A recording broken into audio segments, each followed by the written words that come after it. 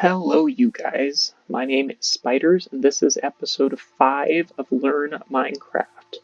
Now, unfortunately, this is my second time recording this. I recorded this like 2 hours ago, and then I was editing it, and I didn't have my volume on, and then I uploaded it to YouTube but didn't hit submit, and then I hit play through so that I could just listen to it, make sure everything was right.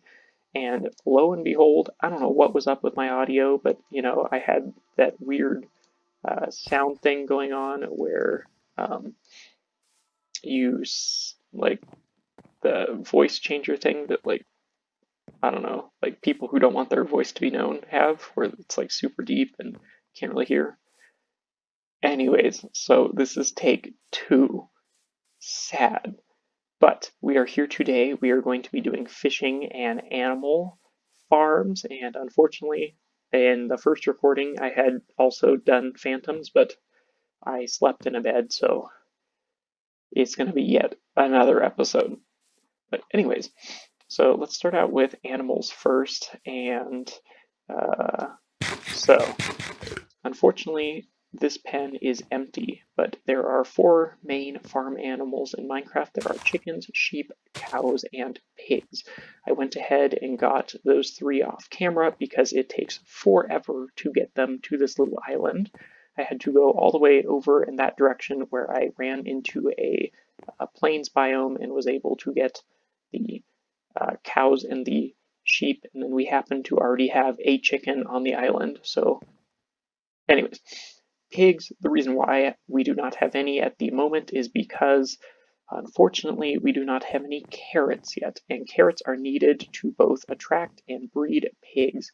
Carrots can be gotten from either villages or killing zombies. It's like a 1% or less chance of them dropping a carrot, but we do not have any yet. Regardless, pigs are, in my opinion, the least useful of the 4 farm animals. Basically, all they give you is raw pork chop, which can be cooked, and yes, it's a good meat. Um, but otherwise, the only other useful thing that they can do, moderately useful, is that if you put a saddle on them and then you have a fishing rod and a carrot, you can make a carrot on a stick, and you can actually ride pigs around. But they are very slow and difficult to control, and honestly not super practical. You're better off using a horse, but it's kind of funny. So I will work on getting pigs, but sorry little guys, no big loss. Moving on to cows. Now cows are, in my opinion, the most useful, especially early game. Reason being is that they drop raw steak, which can be cooked, and when cooked steak gives you 4 whole meat pops back. So that is a lot of saturation that you can get from cow meat. In addition to that, they also drop leather, which is useful for making leather armor, but more importantly, useful for making books, which we will need for enchanting in the next episode, hopefully. But you need lots and lots of leather for that. I think I calculated out, and you need something like, I think it was like, hold on, let me think. Well, I guess you only need like 36 leather. It's not terrible. Or 37 if you include the book for the enchanting table. But anyways, so cows are super important early game. Another cool thing that you can do with cows is you can actually, if you have an empty bucket, you can click on them and it will give you a milk bucket, which does not refill any saturation or hunger or anything like that. But what it does do is it removes all potion effects from you, which can be useful if you have negative potion effects on you, such as poison or wither or slowness or mining fatigue or any of the above. Now, cows, you can attract them using wheat, which I will grab some here. So if you notice, some of the cows are kind of looking at me. Most of them aren't paying attention, but the moment I put wheat in my hand, oh gosh, they go crazy. They all want it. And they will follow me around anywhere as long as I'm within 15 blocks of them. If you get too far away, then they don't pay attention to you.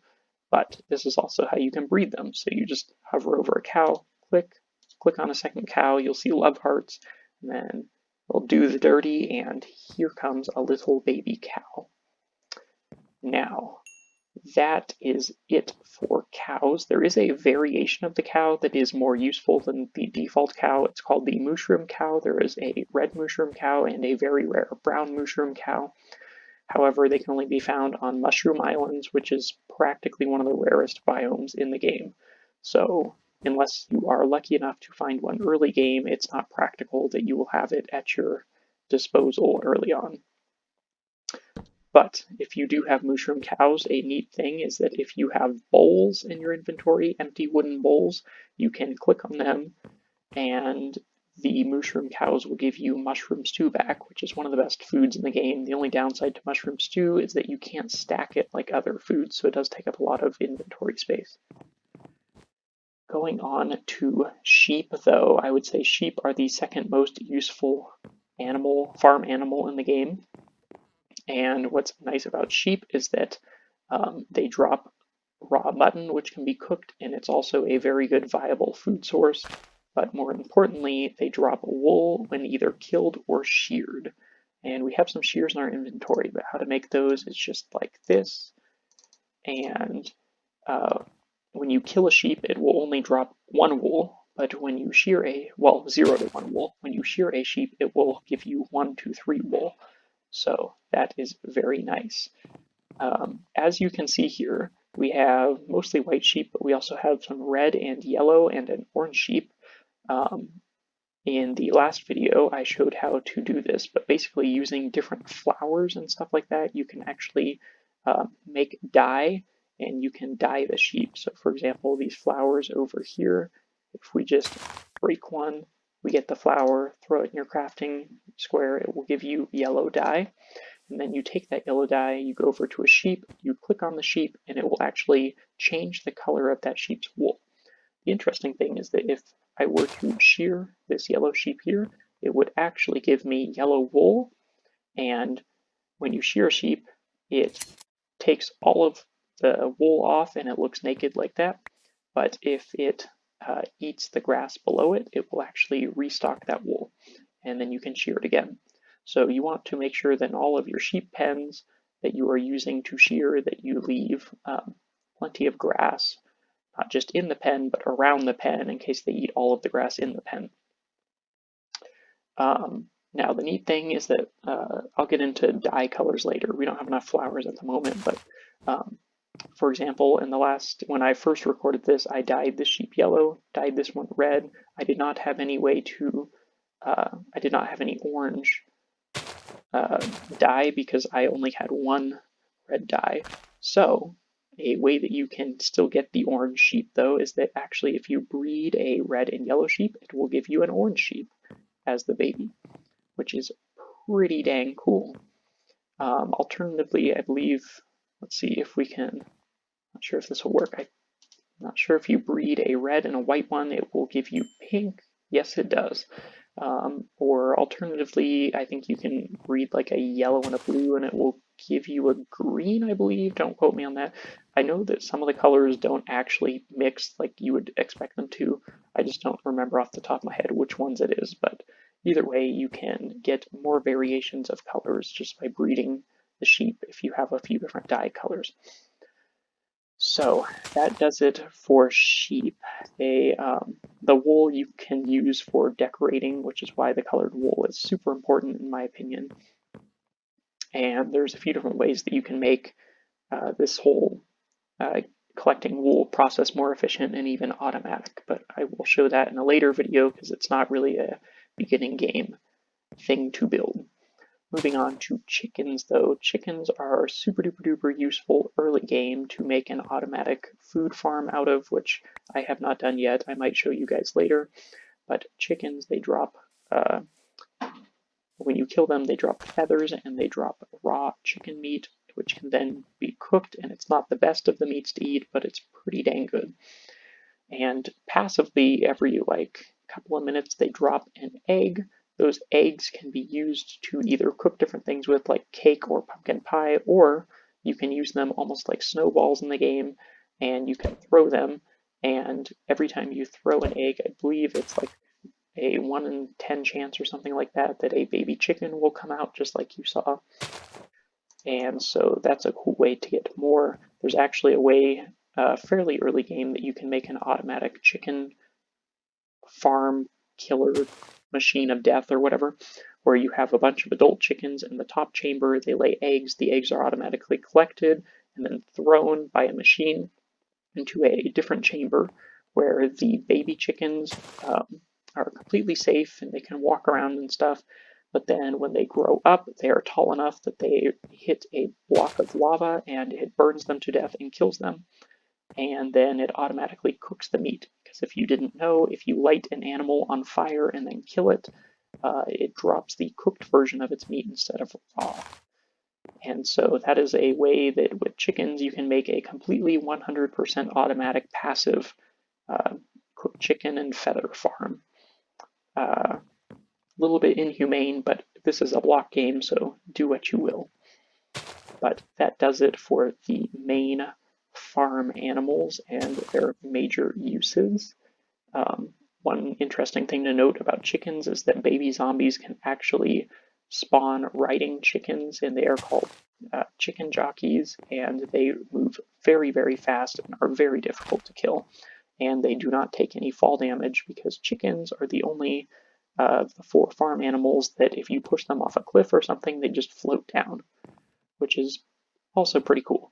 But anyways, moving on from the farm animals now. Let's get rid of some of the stuff. You can see the phantom membrane from me killing the phantom before. But, oh, that's right, I forgot to say, chickens, they are attracted to and bred using seeds, wheat seeds specifically. So you can just breed them like the other animals, but using wheat seeds. So that's carrots for pigs, wheat for cows and sheep, and seeds for chickens. Moving on to fishing, I will show you guys how to make a fishing rod and a boat, assuming I have enough resources, just barely. So you need 2 string, and then you need 3 sticks to make a fishing rod. I'm not going to make another one because I have enough fishing rods at the moment. And I don't want to waste my string and sticks, but that is how you make a fishing rod. As for making a boat, let's see if I can find wood. That'll work.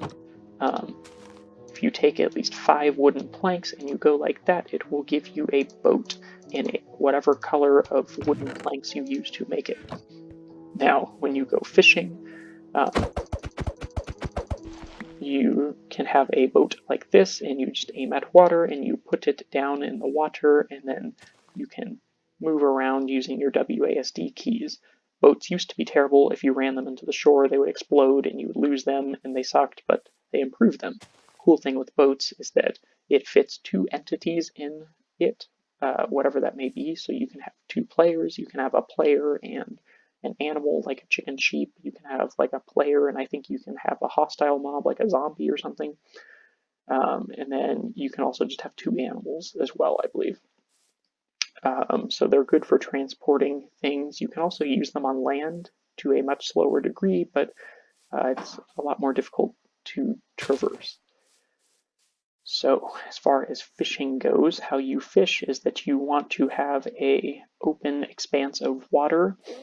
In order to get treasure loot, which I'll talk about in a moment, it needs your fishing requirements has to be at least 5 blocks by 5 blocks by 4 blocks tall, but the way that they measure that's kind of complicated as far as the height goes. Anyways, this should be fine for fishing, I believe, to get treasure blocks, though. Not 100% sure how they changed all that, but in order, you have to be in open water. It's also more efficient if you can actually see the sky. And the best time to fish is if it's raining. It actually increases the speed at which fish come, or increases your chances of getting good loot or something along those lines. But how you fish is that you take your fishing rod, you look over the water, you right click, and it throws out the lure like that. That's a little bit far away, but you want to make sure that you have your particles turned on. Otherwise, fishing is just terrible. You want to watch the lure there in the middle, the bobber, and eventually you'll see a stream of bubbles or water coming towards it like that. And then when your bobber goes down under the water, you want to quickly right click on it and it will pull the lure back and give you whatever you just caught. You can catch 4 different kinds of fish. That is raw cod, raw salmon, what is it called? Tropical fish, I think, which looks kind of like Nemo, and then pufferfish. The cod and salmon can be cooked to give you more hunger back, and the tropical fish cannot be cooked. Pufferfish, don't ever eat. It's a bad idea, but it's useful for making potions. I will show you in a little bit what happens if you eat pufferfish, but trust me, don't do it. I did have an experience when I had a girlfriend a couple of years ago. We were playing Minecraft. Our nightly tradition that we would do is at the end of every night of playing Minecraft, we would go to a pier or a little dock that we had built, and we would stand next to each other fishing as the Minecraft sun set, and we'd spend a couple minutes doing that. And that was always how we ended our Minecraft days. Yes, very cute, except we're broken up now, so it's not cute anymore. But one day she forgot to bring food with her, and all we had was a whole bunch of raw fish, and she was asking me if any of the fish would be best for her to eat, and I told her, yes, you should eat the puffer fish. Ha ha ha, me being sneaky. She ate the puffer fish, and she immediately regretted it, and she was very angry for a while, but she was also laughing fairly hard, so it was worth it. Anyways, as far as what you can catch from fishing, you can catch those 4 different kinds of fish. You can also catch what's called junk, such as like empty wooden bowls, empty glass bottles. Actually, they might have water in them. I think it's water glass bottles. You can get sticks. You can get junky leather armor and stuff like that. Or you also have a very rare chance of getting treasure from fishing. Some of the examples of the treasure that you can get is enchanted fishing rods, enchanted bows, enchanted books, saddles, name tags, etc. But again, to have any chance of getting those treasure loot, you have to make sure that you're following the new Minecraft 1.16 fishing requirements. You can still get junk and fish using a regular, like non-requirements fishing area, but otherwise you have to follow their new strict rules and if you want to get the treasure drops. Which, like I said, I am not actually 100% sure that this little area here fits those requirements. Reason being is that this water is only 1 deep. I'm not exactly sure how deep it needs to be. It might need to be 2 or 3 blocks deep, or 4. I'm not certain. But I tried reading through the wiki, and honestly, I just got confused. It said that it needs to be 4 blocks deep, but then it had a little asterisk, and it was trying to explain it better, saying that the 2 blocks above the water count as some of that, as well as the source block, as well as something, I don't know, complicated. But yes, so fishing in the rain increases your chances. The treasure loot is super useful. Another neat thing about fishing is that you actually get quite a bit of experience for doing it. And all around, I would definitely recommend early game putting in some time into fishing. There are ways to make automatic fishing farms.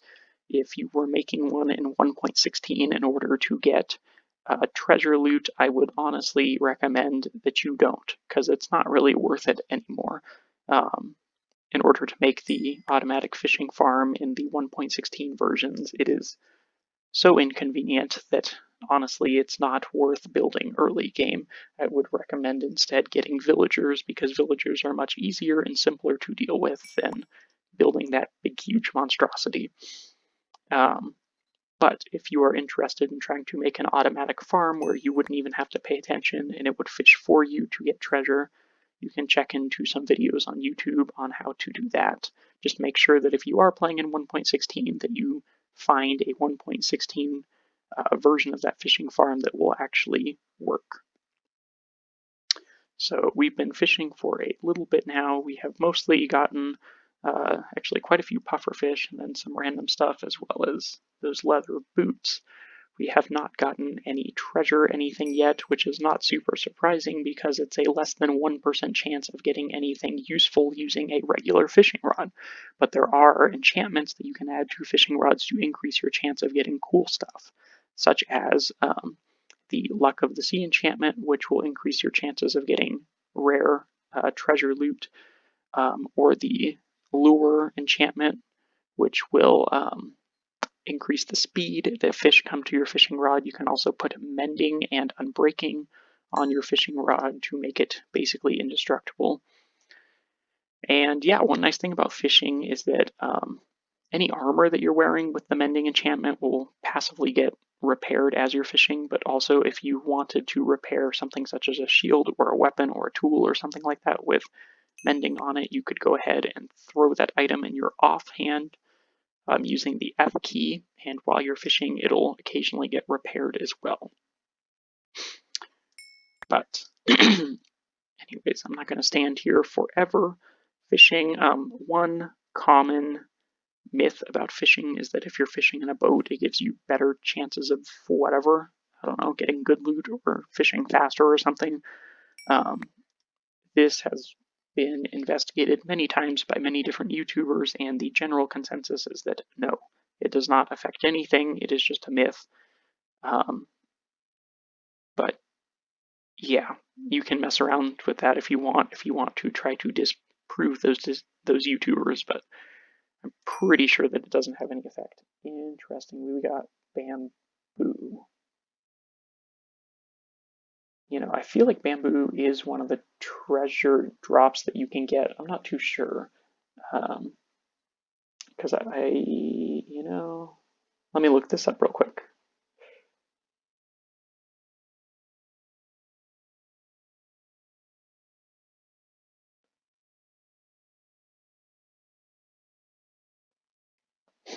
Let's see. I can go ahead and read you guys all of the stuff. So there's the 4 fish that I told you about. The treasure loots that you can get are enchanted bows, enchanted books, enchanted fishing rods, name tags, nautilus shells, and saddles. The junk. You know what? This list doesn't even show. Oh, hold on. Okay, bamboo is considered junk. All right. Okay, yes, so it looks like bamboo is junk. Surprising, because jungle biomes aren't the easiest to find, and if you weren't in a jungle biome, that would be pretty useful to be able to get bamboo fairly easily just by fishing. But anyways, unfortunately, since I slept in between the first recording of this and this recording, we will not get any phantoms. I don't super want to wait around for them because I want to get this video out to you guys, but I hope you guys enjoyed, and we will have to get back together in the next episode where I'm planning on, hopefully, if I can get enough leather, doing an enchanting session and teaching you guys all about that. I might go exploring for a village between now and then because villages can have libraries with a bunch of books in them, which would mean I don't have to kill as many of these guys, and it wouldn't take as long either if I found a village quickly. So I don't know, I'll either kill a bunch of these guys or find a village. But as far as what we're doing back here, I've grown a whole bunch of trees just to collect more wood because I have a plan for this island.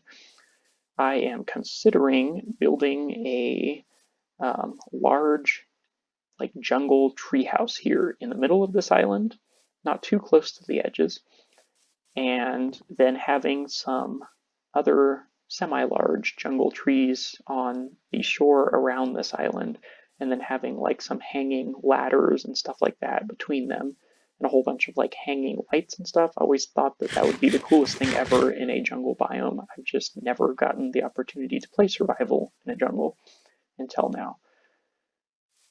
But I also love the Chinese and Japanese traditional building styles, and I would really like to do a combination of those building styles along with the treehouse thing. So I was thinking of having that large central treehouse here and having a Asian or Oriental village going around it, and then also having around each of the trees on the shore, having an oriental village kind of wrapping around this whole area as well. But let me know what you guys think about that idea. I think it could be super cool, but if you guys have any other cool ideas, let me know down in the comment section. I'd love to take whatever you guys would like to see into mind. But that's going to do it for today's episode. So my name is SpiderZ. If you enjoyed this, make sure to leave a like, comment, and subscribe. And I will catch you in episode 6. Hello, real quick guys, there were some things that I wanted to show you that I forgot that I had recorded in the first time, but then forgot in the second time. Anyways, first of all, I like making my animal pens out of fences because they are nice since you cannot jump over them, animals cannot jump over them, at least the normal farm animals cannot. So they are super useful, and there are also fence gates that you can make that allow you to go through, and some animals can get through them, but it's more difficult. Now, the most useful thing though are these carpets right here. Carpets are really simple to make. You just take 2 wool, go like this, and you'll get 3 wool carpets. The nice thing about carpets is that you can jump up on the fences then, but the animals cannot. They just ignore it. They have no clue that the carpets are there. So that is an easy way to get up there. The second thing that I wanted to come back to and show you guys was I promised that I would show you what happens if you eat a pufferfish. I'm going to regret this, but this is for you guys. So if you have a pufferfish in your hand, make sure if you're going to do this that you have a bucket of milk and you eat the... Oh, we're not hungry. Hello? Hello? Get hunger now, please, por favor. There we go. That should help. Okay, here we go. So we've got some hunger now. Now if we eat the pufferfish, yeah.